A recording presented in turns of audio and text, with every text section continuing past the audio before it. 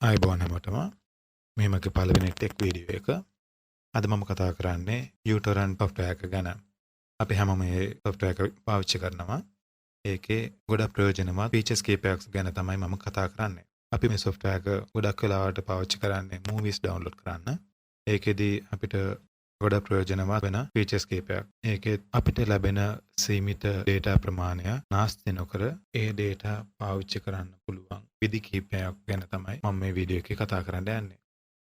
මෙතනදී මුලින්ම අපි කරන්න තියෙන්නේ torrent software එක download කරගෙන install කරගෙන මේ විදිහට open කරගත්තා. පස්සේ options වලට ගිහිල්ලා preference කියන option එක select කරාම මේ වගේ window එකක් open වෙනවා.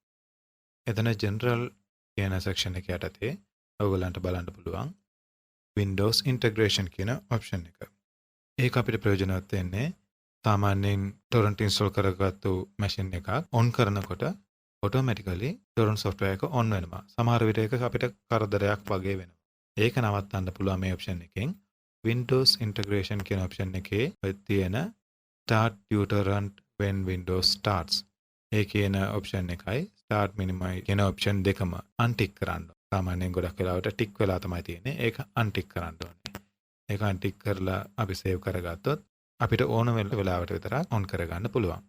ඊළඟට මම කතා කරන්නේ directories කියන එක අපිට අවශ්‍ය වෙන්නේ අපි download කරන files ගොඩක් වෙලාවට save වෙන්නේ downloads folder එකේ. ඒතකොට සාමාන්‍යයෙන් අපි download කරන ඕනෑම file එකක් මේකෙන් අපිට කරන්න පුළුවන්. ඊට අදාළ අපි folder එකක් create කරගෙන ඔයගොල්ලන්ගේ C drive එකේ නැතුව වෙනත් drive එකක ඔයගොල්ලෝ folder එකක් create කරගෙන ඒකට direction දීලා තිබුණාම කෙලින්ම file එක ඒ folder එකට විතරයි download වෙන්නේ. මේකේ features දෙකක් තියෙනවා. directly අර විදිහට download වෙන්න දෙන්න පුළුවන්.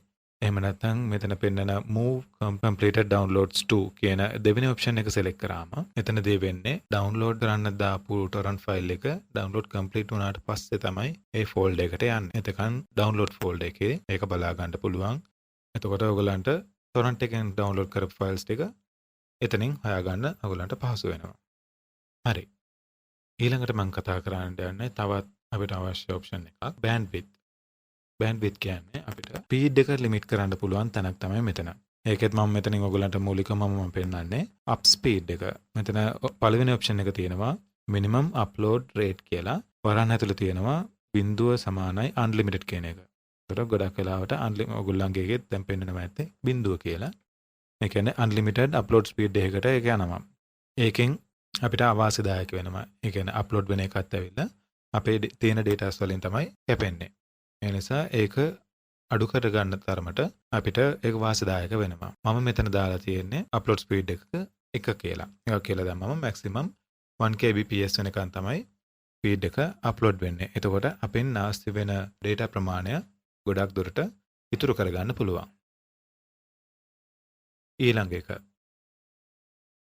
ඇවිල්ලා schedule කියන option එකට ගියාම මෙතනින් අපිට තවත් වැදගත් දෙයක් කරගන්න පුළුවන්. සාමාන්‍යයෙන් අපිට ලැබෙන data ගොඩක් දුරට night time data, daytime data කියලා බෙදෙනවා. ඒකෙනුත් ගොඩක් වෙලාවට night time data අපතේ යන අවස්ථාවන් වැඩි. ඒත් ඒක අපිට නාස්ති නොවි ඒක පාවිච්චි කරන්න පුළුවන් option එකක් තමයි මෙතන. මේ කොටු වලින් පෙන්ලා තියෙනවා දවසකට තතිය දවස් ටික සඳුදා ඉඳන් ඉරිදා වෙනකන් දවස් 7. ඊපස්සේ දවස් 7 ආකාරයට කොටුවෙන් කොටුව තියෙනවා. පැයෙන් පැය 12 ඉඳන් 1:59 වෙනකන් ඒ වගේ පැයෙන් පැයට කොටු තියෙනවා. ඊට අමතරව පහලින් පෙන්වුම් කරලා තියෙනවා ඒ කොටුවේ පාට වලින් වර්ණ වලින් මොනවද පෙන්වුම් කරන්නේ කියලා. දැන් මෙතනදී අපිට අවශ්‍ය විදිහට දැන් මම මෙතන සෙට් කරලා තියෙන්නේ රෑ 12 ඉඳන් උදේ 8 වෙනකන්. කියන මගේ night time data විතරක් පාවිච්චි කර ගන්න පුළුවන් විදිහට. මම ගොඩක් වෙලාවට videos download කරන්නේ ඒ වෙලාවට schedule කරලා. එතකොට මම ඕන වෙලාවක torrent file එක download කරලා list එකේ queue එකේ දාලා තියන්න පුළුවන්. එතකොට රෑ 12 පවුනාට පස්සේ automatically download start වෙනවා. ඒ විදිහට ඒ night time data එක පාවිච්චි කර ගන්න පුළුවන්. එතකොට අපි තකාණිය රෑ 12 වෙනකන් ඇහැරලා බලාගෙන ඉන්න අවශ්‍ය වෙන්නේ නැහැ. ෆයිල් එක download කරගන්න. ඒකත් එක්ක දැන් මේ විදිහට ඔය graph එකට උඩින්ම තියෙනවා ටික් කරන්න පුළුවන් තැනක් enable schedule කියන. ඒක select කරලා තිබුණාම ඒ කියන්නේ මේක enable කරලා තිබුණාම අනිත් වෙලාවන් වලදී ඔයගලන්ට ඕමනා වුණත් download කරන්න බෑ. හැබැයි ඔයගලන්ට අවශ්‍ය ඒ වගේ අවස්ථාවකදී ඔයගොල්ලන්ට මෙම ස්ථානයට ඇවිල්ලා මේ ඔප්ෂන් එකට ඇවිල්ලා enable scheduler කියන එක අන්ටික් කරාම ඒ වෙලාවේදී ඔයගොල්ලන්ට ඩවුන්ලෝඩ් කරන්න ඕන ෆයිල් එක ටොරන්ට් එකෙන් ඩවුන්ලෝඩ් කරගන්න පුළුවන්. ඊට පස්සේ ආපහු ඔයගොල්ලන්ට අවශ්‍ය වෙලාවකදී අර ඩවුන්ලෝඩ් එක කම්ප්ලීට් වුණාට පස්සේ වෙන මොකුත් ෆයිල් එකක් ඔයගොල්ලන්ට night time data එක ඩවුන්ලෝඩ් කරගන්න තියෙනවා නම් ආපහු enable කරගෙන queue එකේ තියාගත්තම night time data එකේ ඩවුන්ලෝඩ් වෙනවා.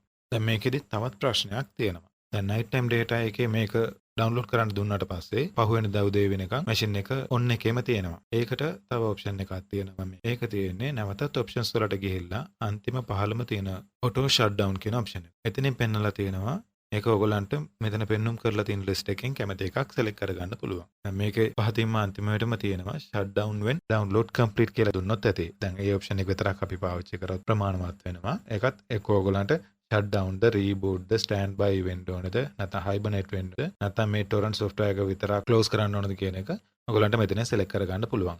එතකොට ඔයගොල්ලන්ට night time data එකත් ප්‍රයෝජනයට අරගෙන machine එකත් නිකන් නිකරුණේ on එකේ තියෙන්නේ නැති වෙන්න ෆයිල් එකක් night time data එකේ download වෙන්න queue එකේ add කරගෙන අර schedule එක on කරලා මෙතනින් අදාළ auto shutdown option එකත් select කරලා තිබුණොත් ඔයගොල්ලෝ select කරලා තියෙන ඒ time frame එකේදී download පටන් අරගෙන download complete වුණාට පස්සේ machine එක shutdown වෙනවා. එතකොට ඔයගොල්ලන්ට විදුලිය අපතේ යමක් සිද්ධ වෙන්නේ නැහැ.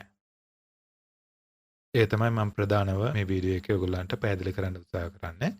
ඔයගොල්ලන්ට මම කියලා දීපුව තේරෙන්නේ නැති කියලා මම විශ්වාස කරනවා.